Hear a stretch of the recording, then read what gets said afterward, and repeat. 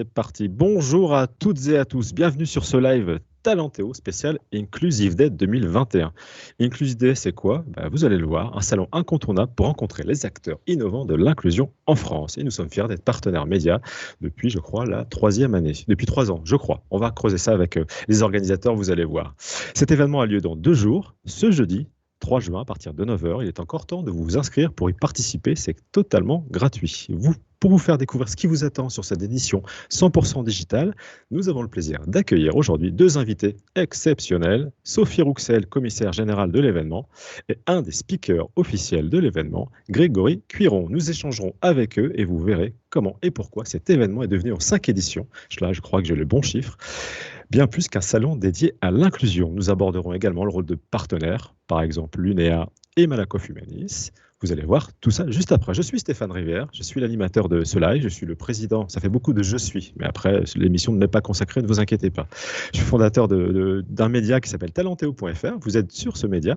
Nous sommes devenus en 9 ans un acteur important sur cette actualité-là, de l'inclusion, en particularité sur l'emploi et le handicap. Chaque jour, vous pouvez découvrir des talents, comme Grégory, dont on parle depuis très très longtemps maintenant, des initiatives inspirantes, des articles, des vidéos et des lives. Aujourd'hui, live spécial Inclusive Day.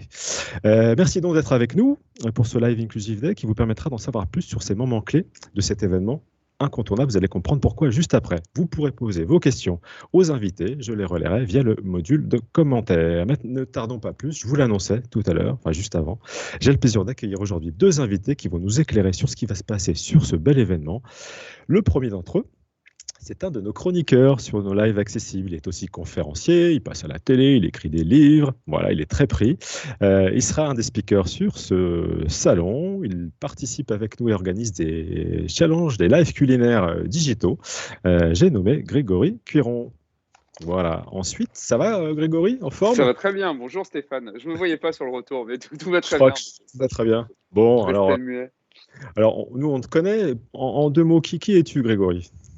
Oui, c'est vrai que j'ai mon rond de serviette. Alors, Grégory Cuiron, je suis cuisinier, j'ai 41 ans, je suis lyonnais, j'ai été pendant 8 ans ambassadeur de la GFIP, ce qui m'a grandement sensibilisé à l'emploi des personnes en situation de handicap, et je suis moi-même handicapé puisque je n'ai pas de main gauche. Voilà. Bon, prêt pour ton intervention de jeudi? Oh oui, les petits billets sont prêts, j'ai repassé ma chemise, ça va être très bien. Bon, super. Merci Greg. Bonjour Sophie. Bonjour. Donc vous êtes commissaire générale de l'Inclusive Day, c'est ça? C'est ça. C'est bien on ça. dit event manager maintenant, mais Donc, on trouve on que va ça le fait refaire. plus moderne, mais c'est Ok. ça. Vous êtes event manager de l'Inclusive Day, Sophie. Alors comment on se sent à 2 jours de l'ouverture d'un si bel événement? Alors, un petit peu tendue, forcément, mais plutôt contente, soulagée, hâte d'être avec toutes les équipes qui ont œuvré et les partenaires pour que cet événement soit une réussite. Ouais, j'en suis convaincu. On se retrouve juste après. Quelques petits rappels. J'ai toujours des problèmes d'élocution. Grégory est habitué sur les lives. Il me charrie souvent, mais vous allez voir, ça va s'arranger. Ce live est diffusé en ce moment sur talentéo.fr via notre chaîne Twitch, ce qui permet à nos amis malentendants de pouvoir avoir accès aux sous-titres. Voilà. Vous retrouverez des rediffusions de ce live sur talentéo.fr dans les semaines qui vont venir. Voilà. Vous pouvez, comme je vous disais tout à l'heure, poser vos questions directement via le fil de commentaires. Je me permettrai de les soumettre à nos invités. Revenons tout de suite à nos invités et à leur event manager, c'est ça? Non? C'est ça. C'est ça, event manager, j'avais écrit commissaire général. Moi, j'aime bien commissaire général, c'est assez... Ça fait très salon, c'est le principe, c'est l'historique des foires et Ouais. salons, effectivement, dans la nomenclature. C'est ça, c'est la personne importante, voilà, hein, c'est la chef d'orchestre, organisatrice, donc je vais alterner un event manager et commissaire général. Alors Sophie, tout d'abord, il y a très longtemps, cet événement s'appelait, je me souviens, le Salon du handicap et des achats responsables. Maintenant, il s'appelle l'Inclusive Day. Pourquoi ce changement de nom? Alors, c'est vrai que c'est un événement qu'on avait commencé à lancer sur la thématique handicap et achat. Petit à petit, on l'a ouvert à la thématique de l'emploi. Et quand on a commencé à travailler sur cette thématique de l'emploi des personnes en situation de handicap, on s'est aperçu qu'il y avait d'autres vulnérabilités et plusieurs partenaires experts qui étaient mobilisés sur notre événement nous ont amenés à ouvrir un petit peu notre point de vue, à élargir le spectre et à nous intéresser finalement à toutes les personnes qui pouvaient être discriminées ou vulnérables vis-à-vis de l'embauche ou de l'évolution professionnelle. Donc vraiment, comme on était, notre objectif était d'accompagner les managers et les collaborateurs pour faire grandir l'ensemble des équipes sans discrimination aucune. C'est naturellement qu'on a ouvert effectivement au champ de l'insertion des publics fragilisés vis-à-vis de l'emploi. Oui. Ce que je vous propose, Sophie, si vous en êtes d'accord, c'est qu'on découvre en vidéo le teaser de votre événement qui résume bien justement l'état d'esprit, ce qu'on va y retrouver, puis on va rentrer dans le détail pour nos spectateurs pour savoir ce que vous allez pouvoir y trouver, à qui c'est destiné, etc., etc. En régie, on peut envoyer la vidéo.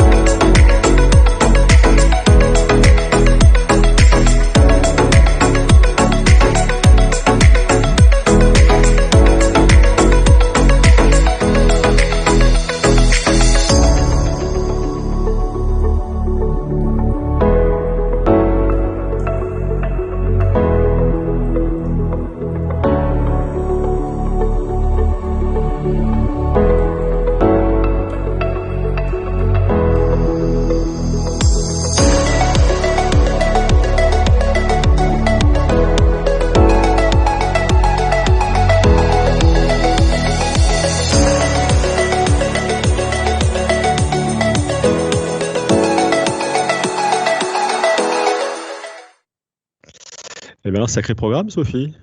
Oui, très beau programme. Oui, très beau, alors, avec des conférences, des ateliers, des main stages, tout ça, c'est très touffu et on sent une vraie valeur ajoutée. Alors, est-ce qu'on peut rentrer un petit peu dans le détail? Comment est structuré votre salon? Où on retrouve toutes les infos? Alors, c'est un événement 100% digital, compte Mhm. tenu de la période actuelle. Seuls les speakers et les quelques partenaires qui sont mobilisés sur cette journée pourront se déplacer et se rendre sur nos studios au siège du groupe Les Écoles Parisiens. Et la plateforme, donc il y a un site effectivement dédié, inclusivd.com, tout attaché, et il y a une plateforme événementielle qu'on a développée sur mesure et qui permet de retrouver le programme, les speakers mobilisés et puis toutes les animations qui font le contenu de cette journée. Mhm. Et du coup, vous parliez en préparant cette émission notamment des pitchs organisés autour de 8 grandes thématiques. Quelles sont-elles, ces Oui. grandes thématiques?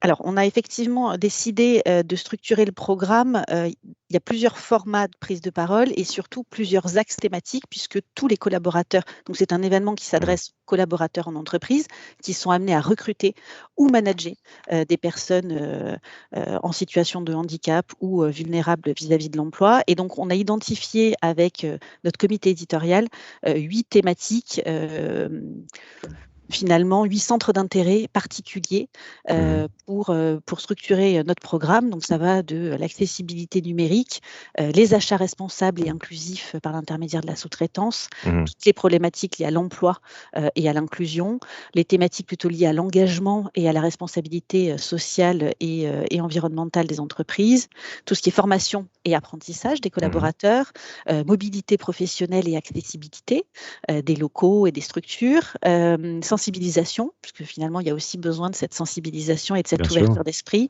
et puis un axe dédié aux startups et aux innovations. D'accord. Et du coup, tout ce programme-là, en fait, je suis en train de naviguer sur votre site, donc je vous invite vraiment de l'autre côté de l'écran à aller sur la plateforme qui est très, très, très bien foutue. On a donc à la fois des conférences, c'est ça, avec des intervenants d'entreprise. Je vois des choses sur le numérique est-il réellement un accélérateur d'inclusion, ce programme-là, donc vraiment plutôt destiné aux entreprises. Vous avez aussi j'aime bien la rubrique dans les yeux d'eux, notamment. Oui. Alors, en quoi consiste cette petite pastille? En fait, l'idée est d'avoir des formats, donc on est sur un événement, comme on le disait, digital, donc l'idée était d'être sur des formats courts. On a tous découvert, avec la période qu'on vient de traverser, qu'on pouvait travailler à distance, suivre des événements en ligne, mais on a aussi tous réalisé que le temps de concentration et les formats, plus ils sont courts, plus ils sont pensés vraiment pour le digital, mieux ils fonctionnent. Et vraiment, l'ambition qu'on avait sur cet événement, c'était pas de partir d'un événement physique et de le transformer en digital, mais dès le début, de penser cette plateforme comme une plateforme d'un événement 100% en ligne, avec des formats courts et avec des concepts de prise de parole, notamment, Grégory va intervenir. On a des témoignages inspirants où on est sur des formats interview, les yeux dans les yeux, parce qu'on est sur un dialogue face à face où on est vraiment dans un partage d'expérience droit dans les yeux avec une personnalité, un entrepreneur, un athlète, et essayer d'avoir un échange privilégié avec lui et faire vivre finalement cette intimité aux participants derrière son écran. La conférence, effectivement, on est resté sur une thématique un peu plus générique parce qu'on est sur 40 minutes et qu'il y a des experts et des entreprises qui témoignent. On a créé des formats pitch où là, on est vraiment sur finalement donner, partager une bonne pratique, une expérience réussie, mais on a vraiment essayé de mixer différents formats, le plus court possible, sauf quand on est sur des thématiques un peu plus qui nécessitent plusieurs experts et un débat un peu plus prolongé. Et avec, comme vous le disiez, on ne retrouve pas que des thématiques sur le handicap. On est sur quelque chose de beaucoup plus ouvert, hein. Oui. Je crois qu'il y a le fondateur de Tétu, notamment, un média qu'on connaît tous. Donc, ça s'élargit, du coup, sur quelle autre thématique que le handicap? Ça s'élargit principalement, on a ouvert au champ de l'insertion parce que notre historique était très lié à la thématique de la sous-traitance. Et vous le savez, il y a des secteurs adaptés et protégés, voilà. Et il se trouve qu'il y a un troisième secteur, qui est le secteur de l'insertion. Donc, à la base, c'était ça le choix. Mais c'est vrai que naturellement, les intervenants, les experts, on s'est aperçu que on a des thématiques qui sont vraiment ouvertes sur le champ de la diversité, de la mixité, de la RSE, comme je le disais tout à l'heure. Donc, effectivement, on ouvre vraiment, je crois qu'aujourd'hui, quand on décrit notre événement et la cible des collaborateurs qu'on souhaite accompagner, valoriser, c'est toutes les personnes vulnérables ou fragilisées. Alors, Grégory, ça sera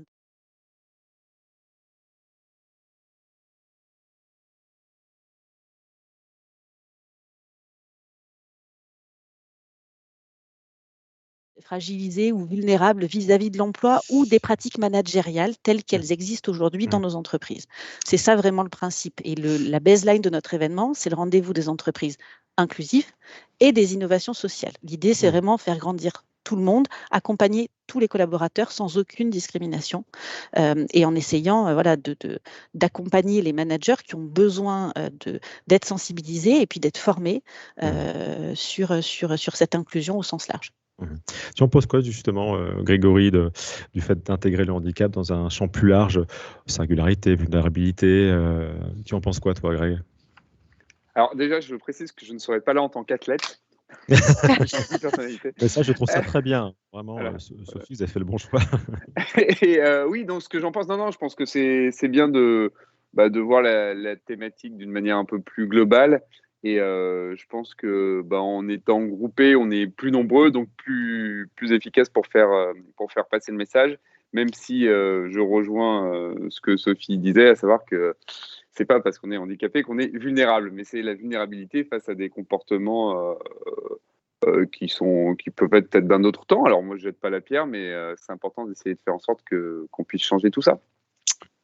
Oui, tu y contribues largement, Grégory, justement en étant, je trouve, un personnage public, en montrant que handicapé, ça ne veut pas dire forcément vulnérable ou fragile, mais on peut tous et toutes se sentir vulnérables et fragiles dans une situation avec un manager qui soit complètement à côté de la plaque, en tant que femme avec un misogyne, enfin voilà, il y a plein de situations, quoi. Et je trouve que c'est bien aujourd'hui de mettre tout ça en avant dans un salon de ce type. Oui, je suis totalement d'accord avec toi, Stéphane. Je te remercie, Grégory. Non, mais en effet, on est toujours le fragile, le vulnérable de quelqu'un d'autre et on passe quand même beaucoup de temps au travail. si on peut faire en sorte que ça se fasse dans de bonnes conditions et sans y aller la boule au ventre, et en pouvant faire montre de performance, et ben, tout le monde sera gagnant. Ouais, et puis plus on montrera ça, c'est notre rôle chez Talentéo, dans les médias digital, c'est de montrer ces exemples-là, de montrer le changement de regard, pour moi, passe beaucoup par la mise en avant de ces exemples-là. Et je trouve que vous contribuez aussi à ça, Sophie, avec ce salon. Pour revenir sur justement cette scénarisation que je trouve vraiment, et c'est pas parce que vous êtes là, pertinente, parce qu'elle a été pensée comme un événement 100% digital, et je n'ai pas vu beaucoup d'événements pensés comme ça. J'ai vu beaucoup d'événements qui sont passés du physique au digital, et du coup ça se sent, ça se voit, graphiquement c'est pas super, et on perd en interaction, et je trouve que votre approche avec des formats courts adaptés aux réseaux sociaux, au digital est pertinente. Et en préparant cette émission, vous me disiez qu'il y avait 3 atouts majeurs, et j'étais d'accord avec vous sur ce salon. Justement, le premier atout majeur, c'était l'approche par métier pour élargir l'audience, cette possibilité d'avoir des échanges de pratiques, on reviendra dessus, et puis la mise en avant des entreprises du milieu adapté, avec une place de marché. Et là aussi, on va revenir dessus. Donc, sur cette approche métier, pour élargir l'audience du sujet, est-ce que vous pouvez nous en dire plus, Sophie ?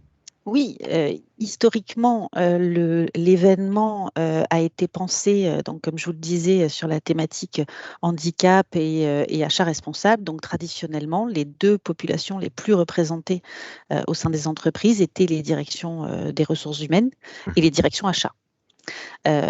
Petit à petit, on s'est rendu compte que tous les collaborateurs en entreprise étaient concernés par les thématiques de management et d'accompagnement des collaborateurs en situation de handicap. Et donc, on a décidé de leur parler à eux spécifiquement, parce qu'on est tous pareils, hein, on est ultra sollicités pour suivre des formations et puis au quotidien dans nos activités. Et donc, expliquer à un directeur des systèmes d'information qu'il peut recruter une personne en situation de handicap, si on ne lui explique pas que ça peut fonctionner dans un autre service informatique, qui a des prestations spécifiques.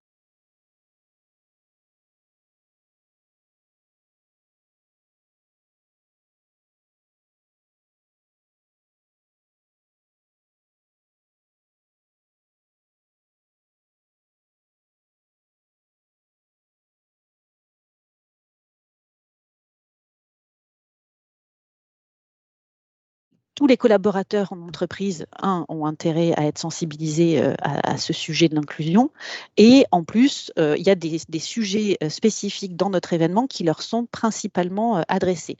On a une conférence sur comment communiquer sans stéréotypes ni discrimination. Et aujourd'hui, quand vous dites ça à un directeur de la communication, ça fait sens, j'allais dire que ça percute un petit peu plus vite que si vous lui parlez de sous-traitance ou de comment sourcer des candidats éloignés de l'emploi.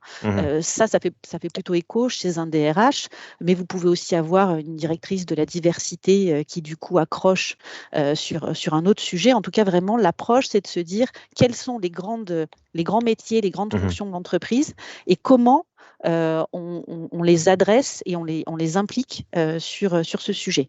On vit tous, et on en avait parlé lors de notre call préparatoire, la Semaine européenne pour l'emploi des personnes handicapées, qui est une formidable initiative. Toutes les entreprises cherchent la bonne idée originale, innovante, qui va faire que l'ensemble des collaborateurs vont venir participer à un atelier de sensibilisation avec une pièce de théâtre, un humoriste ou autre. La réalité des choses, c'est que dès que ce n'est pas lié à votre activité, c'est quelque chose. Heureusement, chaque année, il y a des gens qui y participent, mais c'est très compliqué de mobiliser si on ne leur parle pas de leur cœur de métier. Exactement, de trouver ce qui va les attirer aussi. On travaille beaucoup là-dessus avec Grégory. Alors, sur les parcours métiers, est-ce qu'on peut les citer peut-être pour qui on peut avoir des spectateurs qui se disent ouais, je sais pas, moi je fais du marketing, ça m'intéresse pas le handicap. Qu'est-ce qu'on peut retrouver ? Oui, bien sûr. Alors, on en a 3 principaux, les 3 grandes populations. Donc, on parlait des directions RH, direction diversité et RSE, qui en plus sont de plus en plus représentées dans nos entreprises, et puis les directions achats. Et après, on a des parcours un peu plus verticaux sur tout ce qui est direction informatique et DSI.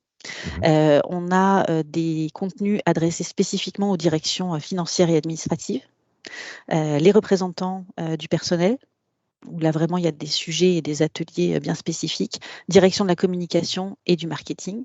On a même fait des podcasts sur les directions juridiques et comment dans la relation contractuelle, effectivement, on peut mettre cette dimension inclusive. Donc voilà, c'est un petit peu, sincèrement, j'ai envie de dire, toutes les directions de l'entreprise sont concernées. Oui, parce qu'à partir du moment où vous êtes manager, on a tous, et c'est ce qui est très intéressant quand on fait les ateliers de sensibilisation sur notre événement ou tout au long de l'année, on a tous nos préjugés et en plus en élargissant le propos à l'inclusion au sens large, on se rend compte que si on n'a pas forcément de préjugés sur le handicap, on peut en avoir sur d'autres choses. Et du coup, chaque manager, potentiellement, lorsqu'il est en situation de recruter quelqu'un ou de le faire évoluer, peut être lui-même confronté à ses propres contradictions ou préjugés. Donc, c'est intéressant de sensibiliser le plus grand nombre. Ok. Ta réaction par rapport à ça, Grégory, le fait d'essayer d'avoir justement de toucher les professionnels par leur cœur de métier? Bah, c'est plutôt très intelligent, je ne vais pas dire que c'est nul, bien au contraire. Merci Grégory. Non, j'entends par là qu'il faut en effet intéresser les gens et leur montrer que l'événement n'est pas là pour faire de l'angélisme, mais au contraire pour apporter une vraie solution. Et encore une fois, c'est vraiment un événement win-win, puisque ça permet de montrer qu'on existe, qu'il y a des vulnérabilités, entre autres face à l'emploi, mais ça permet aussi de montrer que le handicap et la performance ne sont pas des termes antagonistes. Ça, j'aime bien le répéter de temps en temps. On ne travaille pas avec une personne en situation de handicap pour lui faire la charité, mais parce qu'elle va nous apporter quelque chose. Et parfois, il est bien de faire des piqûres de rappel. Oui, je crois qu'il y en a un certain nombre de piqûres de rappel. Je vois que vous faites des choses sur les salariés aidants aussi, Sophie. C'est intéressant de mettre en avant cette problématique. C'est effectivement, alors ça fait partie des nouveaux partenaires dont on parlera tout à l'heure, qui nous ont rejoints sur cette aventure et qui nous ont accompagnés et qui ont cru à cet élargissement. Effectivement, une personne qui se retrouve en situation d'aidance, et elle-même parfois sujette à des discriminations, à une non-évolution professionnelle parce qu'on se dit de toute façon elle ne pourra jamais y passer plus d'heures parce qu'elle doit s'occuper d'un enfant en situation de handicap ou de un de ses parents qui a une maladie longue durée. Donc c'est vrai qu'un retour après un congé maladie longue durée, très souvent on a ce témoignage dans les retours d'expérience des collaborateurs qui témoignent sur nos conférences, c'est effectivement un sujet de plus en plus prégnant dans les entreprises en France, avec l'allongement de la durée de vie, avec la période, là on le voit, de pandémie qu'on a pu traverser. C'est vrai qu'on peut très rapidement, alors on le dit souvent sur le handicap et je trouve qu'on a souvent des réactions où on dit oui, quand on dit le handicap peut survenir à n'importe quand et à n'importe qui, les gens vous regardent en disant oui, bon, enfin... C'est gentil, mais non. C'est très gentil, mais non, pas moi.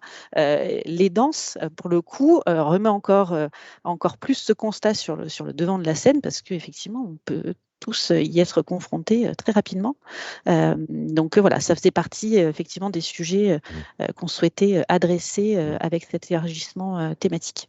Ça fait une excellente transition avec le deuxième atout que vous évoquiez, que je partage aussi, sur ce côté échange de pratiques, puisque là, cet atelier cette conférence, je pense, sur les aidants, je l'ai trouvé dans le parcours métier, direction des ressources humaines et recruteurs, et je trouve que c'est intéressant aussi sur ce salon, ce côté mise en pratique et échange de pratiques entre entreprises qui vont être présentes. Alors, comment ça se met en œuvre de manière digitale, ce côté échange de pratiques, Sophie, sur ce salon? Alors, on espère bien, parce que c'est toujours un pari, ces échanges de bonnes pratiques. Le principe, la plateforme sur laquelle on travaille et on a organisé cet événement permet au cours des interventions déjà d'avoir un système de questions et pouvoir solliciter les partenaires qui interviennent et les speakers. On a la possibilité d'avoir accès à l'ensemble des participants à la manifestation et à leur adresser un message. Il y a même des systèmes système pour les partenaires de carnet de rendez-vous où vous pouvez organiser la mobilisation de vos équipes sur des créneaux horaires bien spécifiques avec les participants. Donc ça, c'est les fonctionnalités, j'allais dire, de networking par rapport à la notion d'échange de bonnes pratiques et de ce qui se passe sur l'événement.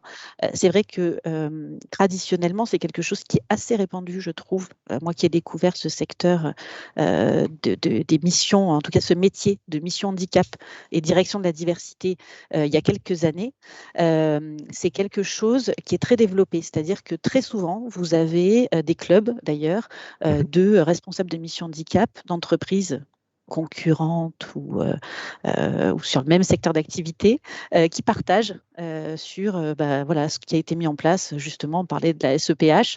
Tiens, qu'est-ce que tu as fait toi cette année? Moi, j'ai fait la pièce de théâtre avec tel cabinet, c'était moyen. Enfin, il y a vraiment ce partage de bonnes pratiques et quand on tient, moi, c'est ce que j'ai constaté avec plusieurs responsables des missions handicap, c'est des personnes qui sont engagées, convaincues et qui veulent que ça fonctionne. Donc finalement, si la boîte qui est de l'autre côté de la rue a réussi un super coup en mobilisant 50% des collaborateurs sur une après-midi de sensibilisation, c'est forcément une super idée. On va valoriser cette idée-là en disant que ça a été mis en place dans telle et telle entreprise. Et donc, il y a une émulation sur ce partage de bonnes pratiques qui est particulièrement vrai, encore une fois, sur ces sujets-là. Oui, c'est vrai, du coup, on va capitaliser là-dessus, effectivement, et essayer de faire en sorte que on a des partenaires comme L'Oréal qui font des formations sur le harcèlement de rue. Ils vont faire un atelier pendant notre événement et ils ont conscience que des boîtes dans leur champ concurrentiel, potentiellement, des participants vont venir assister à cette formation. Mais l'idée, encore une fois, là, c'est de partager un maximum de bonnes pratiques avec le plus grand nombre. J'imagine que vous avez d'autres exemples. Vous parlez de L'Oréal qui vient mettre en commun cette formation. Quels autres exemples comme ça vous pouvez nous donner pour donner envie à nos spectateurs de courir pour s'inscrire? Alors, courir pour s'inscrire. Ce qui marche bien aussi, en tout cas ce que les partenaires partagent facilement, c'est des collaborations réussies avec les secteurs protégés, adaptés ou de l'insertion. C'est un petit peu technique tout ce sujet des achats responsables et de la potentielle déductibilité, de sous-traitance. Donc le principe, si on schématise, si on fait vraiment très simple, et heureusement qu'on n'a pas de représentant de ce secteur, parce que je vais vraiment faire de la synthèse, mais il y a des établissements, des structures qui accueillent exclusivement ou en grande majorité des personnes en situation de handicap ou en situation de réinsertion professionnelle, anciens détenus, chômeurs longue durée, peu importe. Ces structures-là bénéficient d'aide ou d'accompagnement et les entreprises dites ordinaires peuvent soit embaucher des personnes en situation de handicap, soit sous-traiter certaines prestations à ces entreprises. Et on se rend compte que forcément, quand vous avez une entreprise à faire tourner avec une majorité de personnes en situation de handicap, vous avez des process de management qui ont été pensés et qui sont très souvent particulièrement innovants, particulièrement performants. Et je rebondis sur ce que disait Grégory tout à l'heure. Moi, c'est ça que je trouve extraordinaire sur cette thématique des achats. Alors maintenant, on dit achats inclusifs. On essaie de transformer par rapport à ces achats responsables. Il y a une notion de performance et de qualité de co-construction de ces établissements, une capacité à vraiment être dans de la co-traitance ou vraiment dans une relation de qualité avec le prestataire qui leur confie une prestation.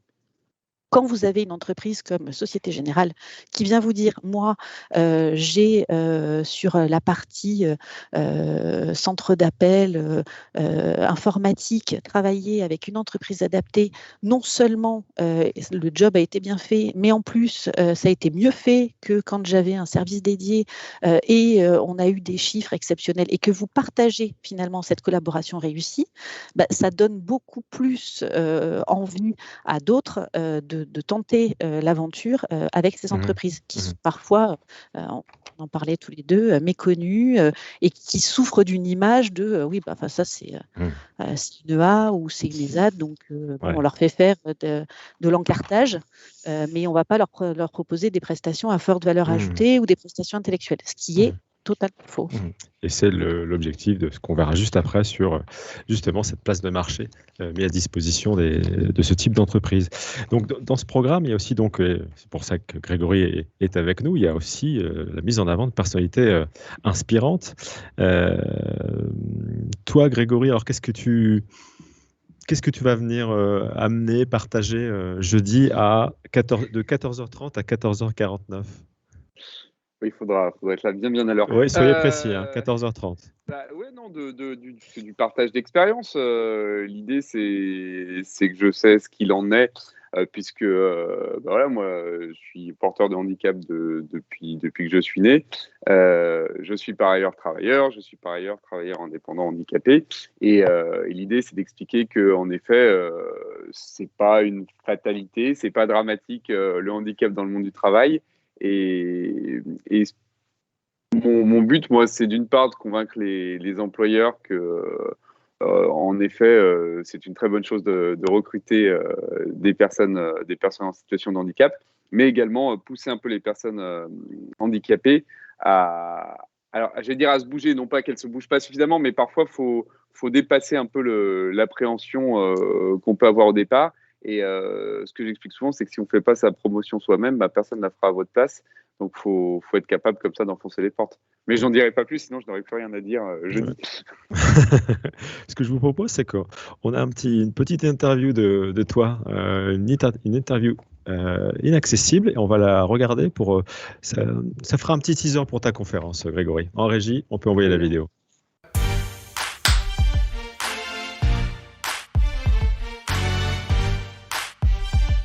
Moyennement accessible. J'entends par là que tout le monde n'aime pas forcément le gras et la tripaille. Après, moi, je trouve que c'est une très belle gastronomie. Accessible, mais on peut encore faire mieux. Il se trouve que je suis conseiller d'arrondissement là dans le Vieux-Lyon, que c'est mon quartier, et je trouve ça bien dommage d'avoir ces gros pavés tout défoncés qui empêchent une meilleure accessibilité au quartier. C'est suraccessible, parce que là, il y a à boire et à manger, c'est le cas de le dire. Bon, est-ce qu'il y en aurait trop? Je sais pas, il manque encore la mienne. Semi-accessible, alors c'est un peu une réponse de Normand, mais je trouve qu'il faut pas être trop moralisateur et qu'il y a des très bonnes choses qui se font, qu'il y a des freins parfois structurels dans certaines entreprises, mais comme toute chose, au bout d'un moment, il est de bon ton quand même de remettre un petit coup de pied dans les fesses de chacun, histoire qu'on remette un coup de boost. Le métier d'acteur, c'est facile d'en parler pour moi, accessible. J'avoue que j'ai certaines facilités dans ce métier-là. On a pu voir mes différentes interprétations. C'est vrai que j'ai tendance à faire un peu d'ombre. Je pense entre autres à Ada Abdelli. Voilà quoi, c'est un talent, on l'a ou on l'a pas. Accessible, on peut le faire. Mais il y a des larmes, de la sueur et du sang. J'entends par là que mon ouvrage, La vie à pleine main. Alors je parle d'un livre qui ne soit pas un livre de recettes. Mais donc La vie à pleine main, j'avais du mal à ordonnancer ma pensée. J'ai été obligé d'aller trouver un écrivain, un pote. Bon, ça a été un plaisir d'écrire ça du coup à trois mains. Mais c'est un vrai métier, hein. Il ne suffit pas de savoir se tenir un stylo. Pas accessible parce que c'est terminé malheureusement, mais j'ai adoré faire cette émission. En plus, avec les équipes, on fonctionnait en équipe restreinte, en allant aux quatre coins du monde. On a vraiment partagé des trucs d'enfer. C'était une vraie petite famille. Donc pourquoi pas reprendre, écrivez à France Télévisions pour qu'ils remettent la tournée des potes. Fêter son anniversaire pendant le confinement, ça c'est fait. Accessible, moi j'ai eu la chance. Le confinement s'est fait 15 jours avant mes 40 ans. Du coup, je suis allé trouver mes voisins en leur disant voilà, on va être confinés, est-ce que vous voudrez bien faire mon anniversaire avec moi? Ils m'ont organisé une super soirée d'anniversaire. On était 5, donc dans le respect des règles. Mais voilà, ça c'est fait, mais je cache pas que si tout va bien et que tout le monde se fait vacciner, les 40 plus 1, ils vont avoir lieu et on sera pas 5. Totalement accessible. Moi, je suis une ménagère comme tout le monde dans ma cuisine et moi je pense que la cuisine ça n'a pas besoin d'être trop technique pour être bon. Faut bien suivre les process parce que la cuisine c'est de la chimie, c'est-à-dire que cuire à feu moyen pendant 1h30, c'est pas cuire à feu fort pendant une demi-heure. Donc voilà, on respecte, mais si on lit bien la recette, on s'en sort. C'est très très accessible et ça devrait être encore plus parce qu'il faut regarder, parce qu'on rigole bien, parce qu'on parle de choses sympas et on parle de handicap sans se prendre la tête. C'est pas accessible. Faut être dans sa tête. Moi, j'ai pas tout compris. Bon, après, c'est vrai qu'Ada essaye de marcher un peu sur mes plates-bandes. Comme il a vu que j'étais un excellent acteur, il s'est dit tous les acteurs sont de mon cuisinier, mais non, c'est pas une lapalissade, Ada, c'est pas comme ça que ça marche.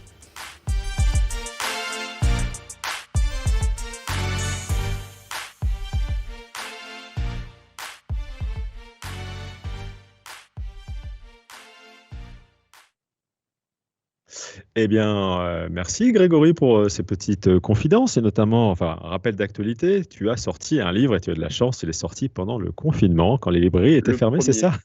Tout à fait. Ça n'a pas été évident, mais vous Ouais, pouvez mais courir l'acheter. Ça s'appelle La vie à pleine main. exactement.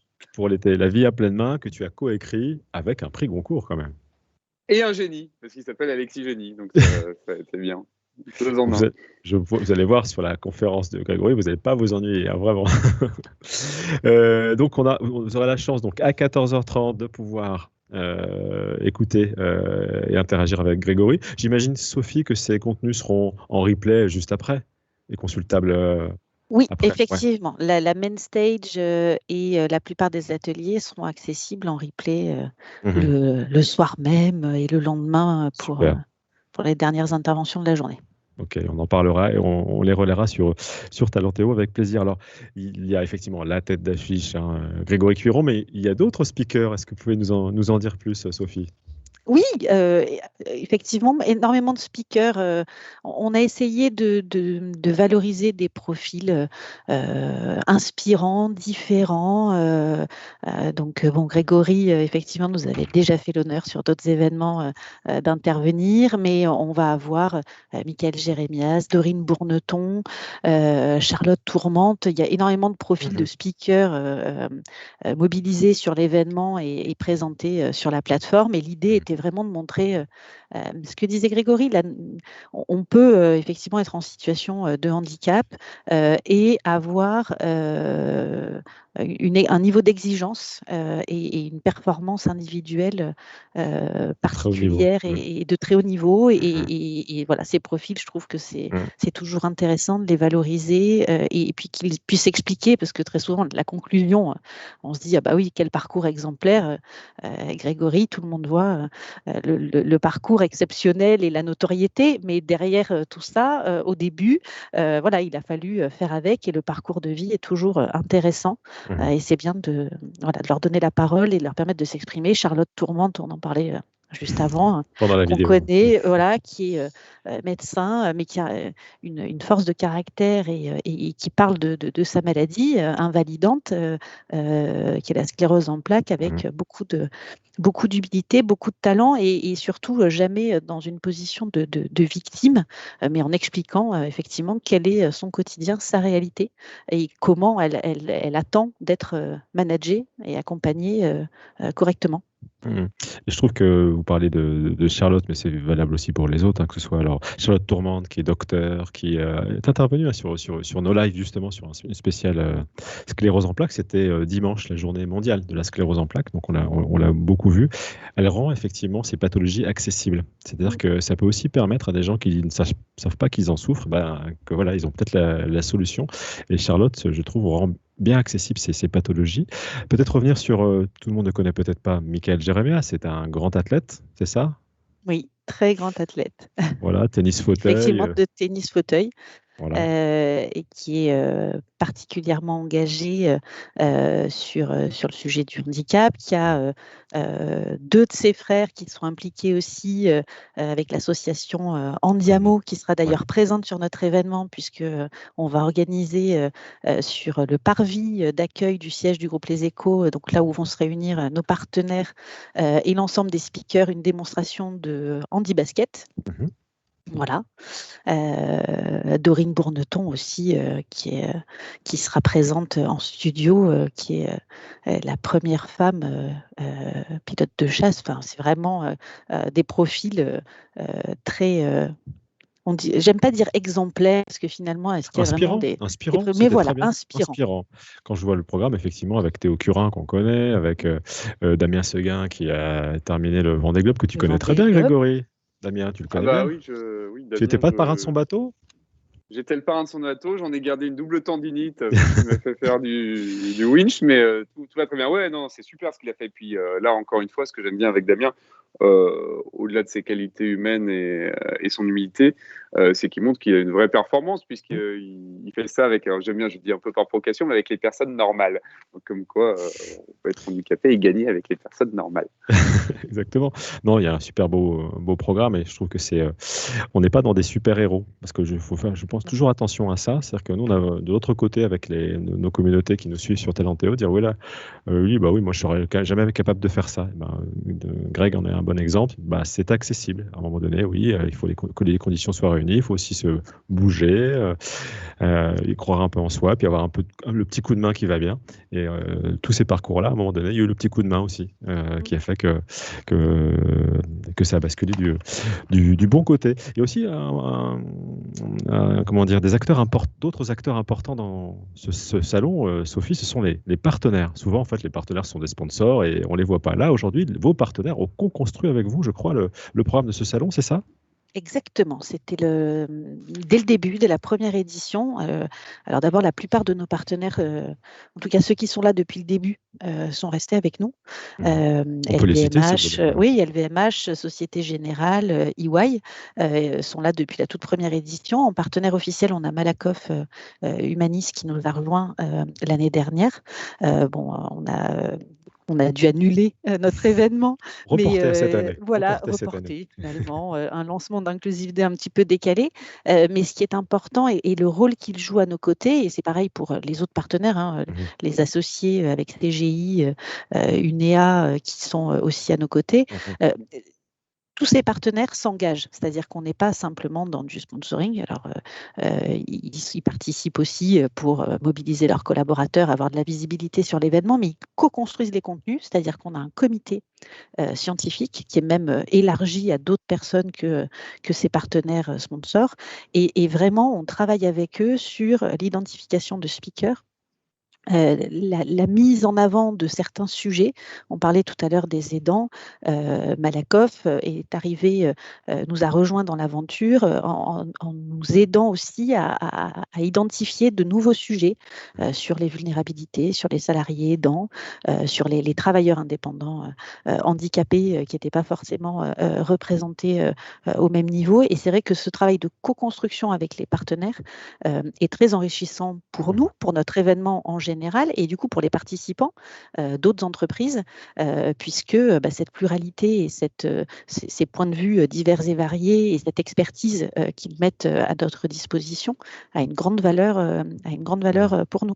Et l'UNEA qui est présent à travers l'entité, les consortiums inclusifs, cette nouvelle initiative dont on avait parlé, c'est un peu la même démarche, c'est-à-dire que ces consortiums inclusifs, on parlait tout à l'heure des secteurs protégés et adaptés, le principe c'est de se dire les entreprises adaptées, les prestataires de ces secteurs sont peu mis en avant ou parfois souffrent d'une image, on va se dire ça va être plus cher, ça va aller moins vite. Et ça va être moins bien. Ils vont être moins performants, ce qui est totalement faux.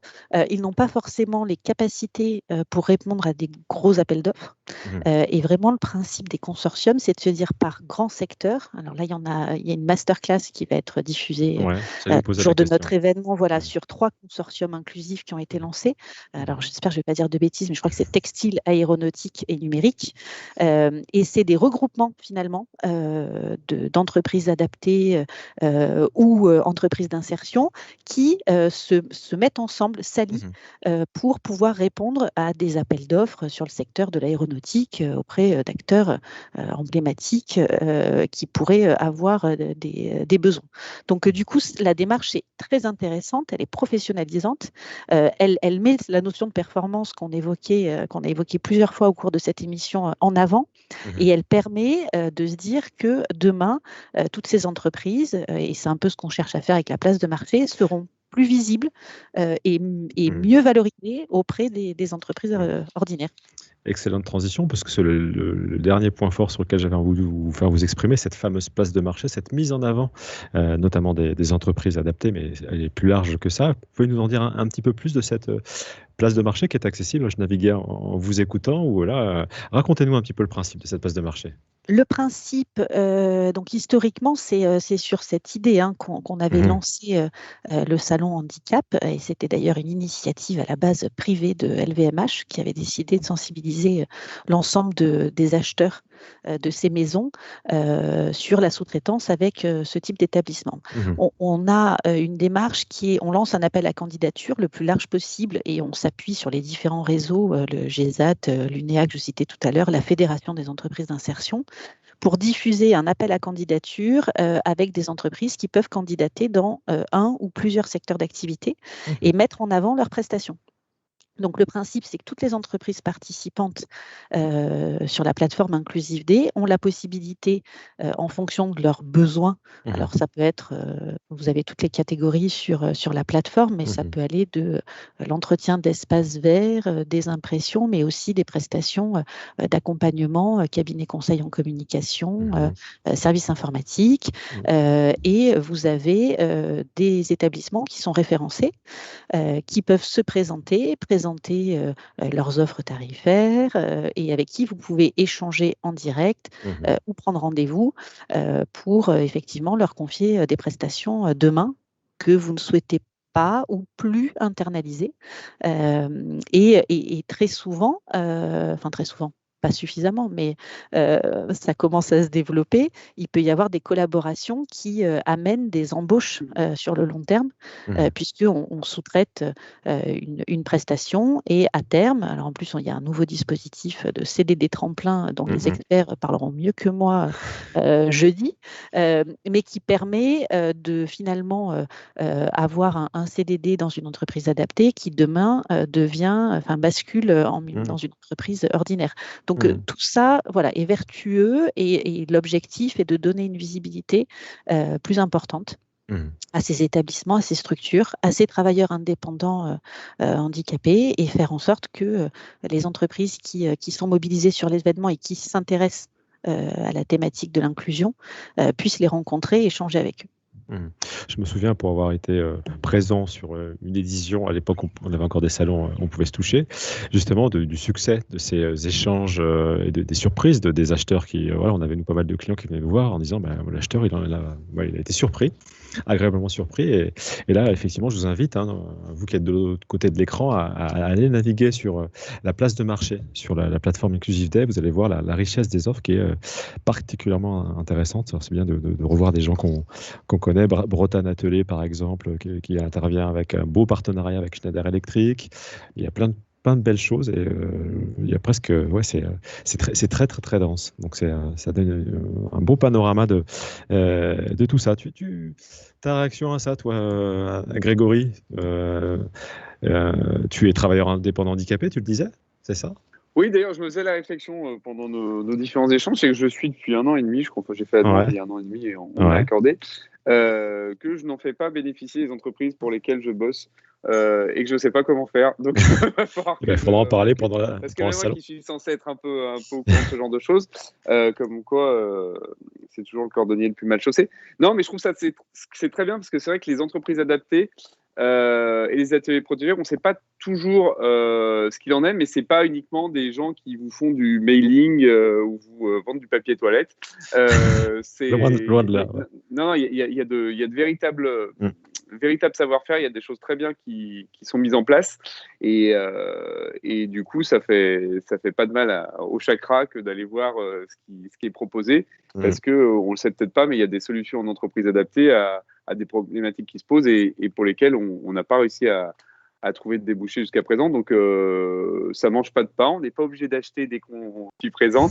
Mais en revanche, ça permet de voir qu'il y a aussi, encore une fois, de la performance et qu'on peut externaliser des tâches et être très, très content du résultat, tout simplement.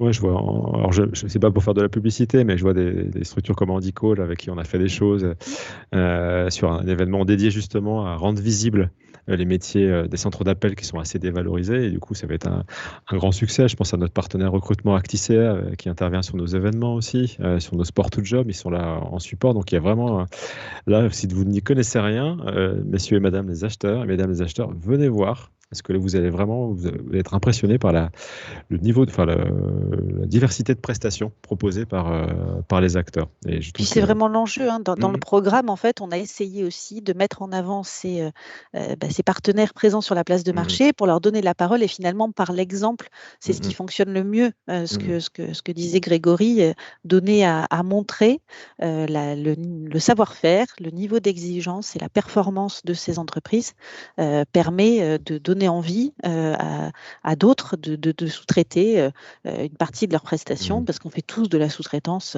plus ou moins à valeur ajoutée, mais en tout cas, on en fait tous, toutes les entreprises. Mhm. Et il y a vraiment des partenariats très vertueux avec les entreprises qui sont partenaires de notre place de marché jeudi. Donc, Et, vraiment. et- Vas-y, Greg, et vas-y. puis, non, oui, juste d'un point de vue économique, il y a quelque chose qui est très intéressant, c'est qu'il y a beaucoup d'entreprises qui facturent à la tâche et non au temps passé, et ça permet de se projeter beaucoup plus facilement quand on a des budgets à gérer et un coût unitaire à définir. Mhm. Oui, puis c'est vrai, vous le disiez, Sophie, les entreprises adaptées aujourd'hui ont un vrai rôle à jouer dans l'insertion, en fait. Ce sont des passerelles. Je sais que c'est un vrai changement culturel, Exactement. mais elles doivent être des passerelles. Ce sont des entreprises du milieu ordinaire. C'est le secteur adapté, mais elles font partie des entreprises du milieu ordinaire. Donc, elles sont normalement, et c'est de plus en plus le cas, des passerelles pour, après un accident de vie, se dire je peux retravailler, ça va. C'est, comme vous le disiez, un management particulier.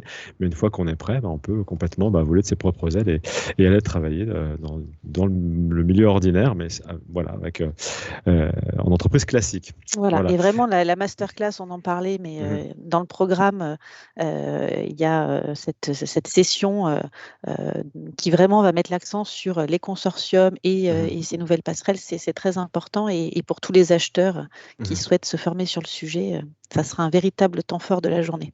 Bon, je vous invite vraiment à aller sur la plateforme. Il y a une question dans les commentaires, Sophie, d'une personne qui met en place, qui essaie de mettre en place des ateliers de sensibilisation dans les écoles pour former les enseignants à l'autisme via le numérique et via une BD. Et ils aimeraient proposer leurs solutions à des entreprises. Est-ce que ça vous paraît envisageable d'être présent sur le salon pour venir parler de tout ça? Alors, présent pour en parler sur le salon, en tout cas, il faut s'inscrire, ça c'est certain. Donc, je les invite à se connecter sur la plateforme et En à tout cas, à venir en venir tant que networker. participant, Mhm. voilà, Mhm. pour pouvoir accéder au networking. C'est ce que Mhm. j'allais dire, parce qu'il Pardon. est un petit peu tard pour prévoir une intervention, même Non, si c'est c'est clair. tout à fait le genre d'initiative qu'on pourrait mettre en avant dans notre programme. Mais il y a plusieurs cabinets conseils, notamment, qui seront présents sur la manifestation et qui très souvent cherchent de nouvelles idées à proposer ou à relayer. Donc, effectivement, soit pour networker en direct avec les entreprises, soit pour prendre contact avec des cabinets spécialisés dans la sensibilisation et qui pourraient être intéressés par ce type d'initiative. On a un prisme, en plus, il y a un de nos partenaires qui s'appelle l'Arpège, qui est une association de parents d'élèves en situation de handicap qui pourrait être particulièrement sensible Ça. à cette demande. Donc, voilà, je ne peux qu'encourager la personne qui a posé la question à participer à l'événement.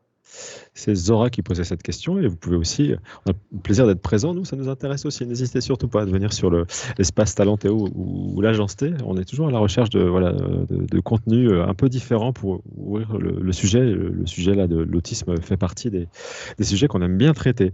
Le temps file,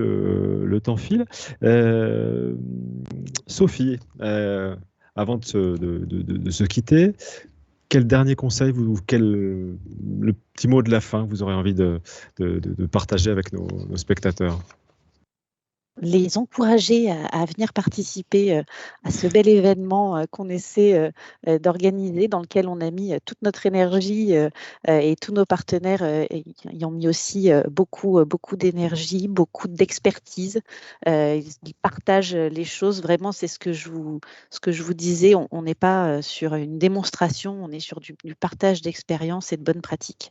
On est vraiment sur un moment d'échange et en ce moment, on sait tous qu'on a hâte de se retrouver pour échanger en vrai, mais en attendant, on peut le faire grâce à ces nouveaux outils digitaux, donc profitons-en. Et puis, ça reste une thématique très enrichissante humainement et valoriser tous les profils qu'on a pu évoquer au cours de l'émission, que ce soit les entreprises adaptées, les personnes en situation de handicap.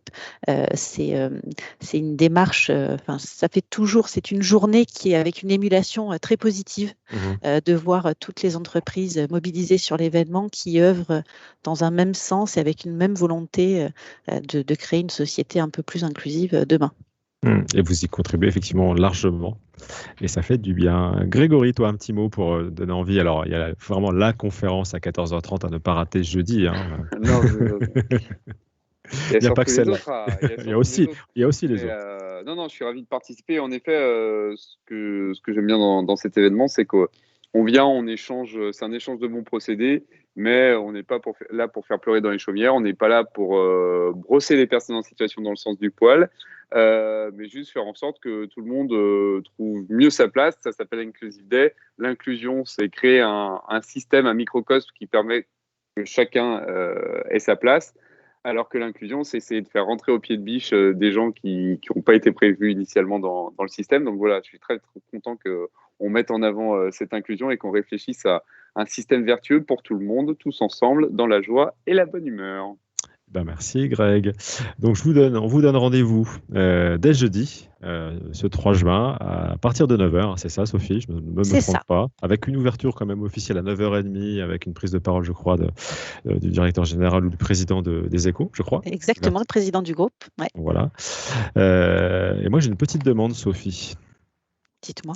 Ouais, est-ce que l'année prochaine, je pourrais animer une émission? Est-ce que j'étais Avec grand plaisir, Stéphane. Aucun problème. On va s'occuper de ça très vite.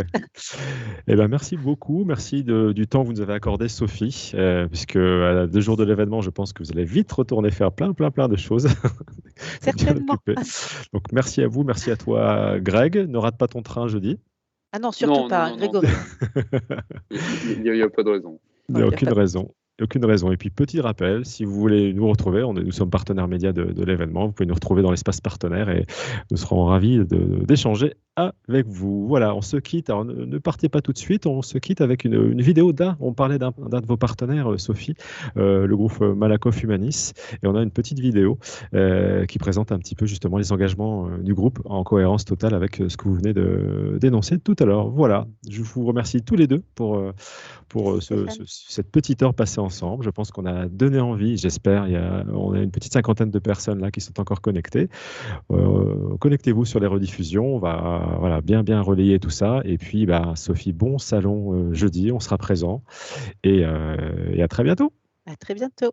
Merci à tous les deux. Au revoir. Salut Greg. Au revoir. Bonjour et bienvenue, j'ai le plaisir d'accueillir Pascal Andrieux, bienvenue. Bonjour. Vous êtes directeur des engagements sociaux et sociétaux chez Malakoff Humanis. Alors, la première question que j'ai envie de vous poser, ça veut dire quoi, être directeur des engagements sociaux et sociétaux dans une entreprise comme celle-ci? Bonne question.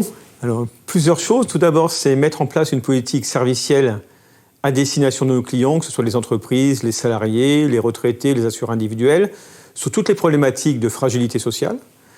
C'est d'avoir des équipes sur le terrain, justement, qui accompagnent l'ensemble de nos clients à mettre en place ces politiques. Et sur un autre volet, c'est piloter la politique de mécénat du groupe, travailler aussi sur des sujets relatifs à notre fondation, dont je suis le directeur général, accompagner la politique RSE du groupe sur le volet social et sociétal. Et dernier point, je pilote aussi une mutuelle solidaire, la mutuelle Alasso, qui est la mutuelle solidaire pour les salariés du groupe, sur des problématiques de fragilité. Pourquoi votre organisation est là aujourd'hui et partenaire officiel d'Inclusive Day? Alors nous sommes partenaires d'Inclusive Day parce qu'on est une entreprise engagée avec une forte valeur sociale. Et on se retrouve pleinement, en tout cas dans ce salon Inclusive Day, où toutes les valeurs que l'on porte sont représentées. Dans le cadre, alors on a un groupe paritaire mutualiste, et dans le cadre finalement de notre politique de redistribution, comme on n'a pas d'actionnaire, on consacre chaque année plus de 160 millions d'euros à des projets d'utilité sociale. Sur 4 thématiques fortes que sont le handicap, le cancer, le bien vieillir et les aidants, mais également sur toutes les problématiques de fragilité sociale. Donc on est persuadé que finalement, la performance sociale, grâce à l'ensemble des projets qu'on finance, alimente la performance économique des entreprises. Et on est persuadé également, en tout cas nous on veut jouer un rôle pour que la société en tout cas soit plus inclusive, et on pense que les entreprises ont un rôle important à jouer dans le cadre de leur responsabilité sociale, justement pour aider à ces évolutions. C'est quoi, selon vous, on va beaucoup parler de cela pendant Inclusive Day, une organisation inclusive, c'est quoi les clés pour que ce type d'organisation fonctionne finalement? Alors pour moi, une organisation inclusive, c'est une organisation où l'entreprise prend en compte l'ensemble des problématiques de vulnérabilité de ses salariés, que ce soit des problématiques professionnelles ou que ce soit des problématiques personnelles. Donc, c'est-à-dire travailler sur la qualité de vie au travail, travailler sur la santé au travail, de manière à mettre l'humain finalement au cœur de l'organisation. On pense vraiment que l'entreprise, en tout cas, a un rôle à jouer et que la performance sociale, finalement, accompagne la performance économique. Et c'est vraiment une demande des salariés que l'entreprise prenne en compte ces sujets. Oui, finalement, ce n'est pas antinomique. On peut être performant socialement et économiquement. Non, pour nous, ce n'est pas du tout. Au contraire, c'est totalement conjugable. Et c'est un effet réciproque. Et quand on parle d'entreprise inclusive, on a souvent tendance à entendre le mot handicap. Quand on parle d'entreprise inclusive, on dit l'entreprise, elle doit embaucher des personnes en situation de handicap. Mais ce n'est pas que ça pour nous, c'est beaucoup plus large. Typiquement, l'entreprise doit prendre en compte les problématiques de ses salariés qui retournent suite à un cancer, qui reviennent au milieu professionnel, ou une maladie chronique. C'est également le cas des aidants salariés. Il faut prendre en compte les problématiques des aidants salariés. Des salariés qui ont des problèmes de fragilité financière, les problématiques de parentalité, de famille monoparentale, les problématiques d'allongement de vie professionnelle. Voilà, toutes ces problématiques doivent être au cœur finalement de la réflexion de l'entreprise. Et vraiment, c'est l'objectif de mettre l'humain au centre du dispositif. Et alors, comment vous travaillez avec ces entreprises? C'est quoi les clés finalement? Comment on fait pour que ça se passe bien et pour arriver à ce juste équilibre? Alors, la première chose, c'est d'aller voir les entreprises et faire un diagnostic finalement. Un diagnostic de ce qu'on appelle chez nous un diagnostic de fragilité. C'est-à-dire voir l'entreprise où sont ses réels problèmes. Et en fonction des problèmes qui ont été étudiés par nos équipes, on met en place un plan d'action qui vise à accompagner l'entreprise justement dans sa politique. Alors, ça peut être la politique relative au cancer ou au handicap. Typiquement, on passe souvent par une phase de sensibilisation. Où on fait comprendre à l'entreprise la problématique. Notamment, si on prend l'exemple du cancer, on fait comprendre à l'entreprise que 4 personnes sur 10 qui sont atteintes par un cancer, c'est des salariés. Donc forcément, leur entreprise va être concernée et qu'il faut favoriser le retour à l'emploi dans les 2 ans de ses collaborateurs. Donc, on la sensibilise et après, on met en place des plans d'action avec elle. Et suite à ces plans d'action, on évalue si les actions mises en place ont un résultat positif au bout de 2-3 ans. Donc il y a quand même toute une phase de pédagogie. Comment vous êtes reçus par ces entreprises? Est-ce qu'elles sont conscientes qu'elles sont finalement aussi, ça va être ça, la transformation de nos sociétés à la base de ces innovations sociales en fait? Je pense qu'il y a une évolution de la société avec l'entreprise à mission, avec la loi Pacte. Et vraiment, les entreprises sont de plus en plus responsables. Elles sont bien conscientes qu'elles sont redevables par rapport à leurs salariés, par rapport à la société aussi, qui attend beaucoup maintenant du monde de l'entreprise, mais aussi par rapport à leurs clients. Parce que finalement, les clients maintenant attendent de plus en plus de choses.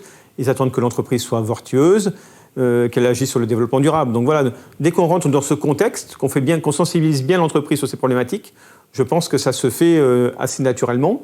Mais ce n'est pas quelque chose qui se fait simplement, c'est des plans d'action sur la durée. D'accord. Qu'est-ce qui manque encore selon vous? Qu'est-ce qu'on peut imaginer? C'est quoi les défis à venir? Est-ce qu'il y a des choses que peut-être l'État ou, je ne sais pas, politiquement, on pourrait instaurer pour que ça se passe encore mieux dans les prochaines années? Alors, si je me place au niveau du groupe, on a 4 engagements sociaux et sociétaux majeurs sur lesquels on veut intervenir au niveau de l'entreprise et l'accompagner. Donc, je vous ai cité la problématique des aidants salariés, la problématique du cancer, des maladies chroniques, la problématique du bien vieillir en entreprise et la problématique du handicap. Donc nous, on a 3 sur le volet des aidants salariés, c'est ce que je vous disais. En 2030, 1 salarié sur 4 sera en position d'aidant. Donc comment faire que l'entreprise intègre ces problématiques et évite aux salariés finalement d'avoir des problématiques personnelles qui jouent sur son impact professionnel. Deuxième thématique, le cancer. 4 personnes sur 10 c'est un cancer. Donc forcément, l'entreprise va être chahutée par ce dispositif.